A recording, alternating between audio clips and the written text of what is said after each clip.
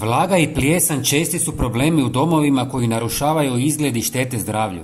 Ove gljivice brzo se šire u vlažnim i slabo prozračenim prostorima, osobito tamo gdje nema dovoljno svjetla. Osobama s astmom ili alergijama mogu biti posebno opasne. Srećom, postoji jednostavno i prirodno rješenje koje učinkovito uklanja plijesan i sprečava njezin povratak.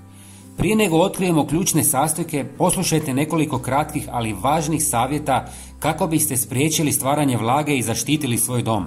Ako su zidovi već vlažni, prvo smanjite razinu vlage pomoću odvlaživača zraka.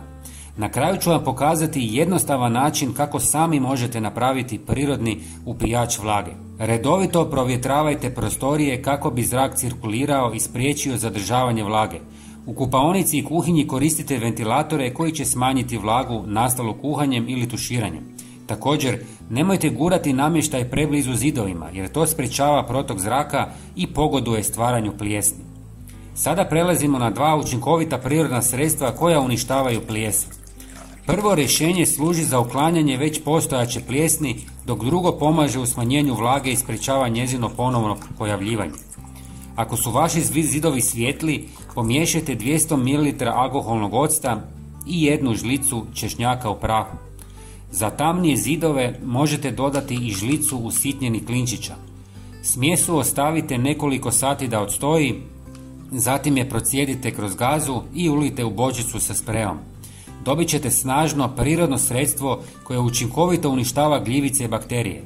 Alkoholni ocat djeluje antibakterijski i otapa naslage plijesni, klinčići sprečavaju njihov ponovni rast i ostavljaju svjež miris, dok češnjak, zahvaljujući svojim antifugalnim svojstvima, dodatno pojačava učinak.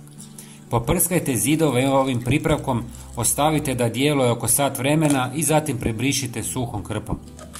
Kako biste spriječili nastanak vlage, možete napraviti prirodni upijač. U posudu stavite rižu ili krupnu sol te dodajte nekoliko klinčića i listova lovora. Riža i sol upijaju vlagu iz zraka, dok klinčići i lovor daju prostoru ugodan svjež miris i smanjuju mogućnost ponovne pojave plijesni. Ovakve posude postavite u kutove prostorija u kojima se najčešće pojavljuje vlaga. Dragi prijatelji, ako vam je ovaj savjet bio koristan, podijelite video s prijateljima i obitelji. Plijesan nije bezazlena. Može ugroziti i zdravlje i dom. Zajedno možemo pomoći drugima da se riješi ovog problema prirodnim putem. Hvala vam na gledanju i čuvajte svoje zdravlje. Pozdrav!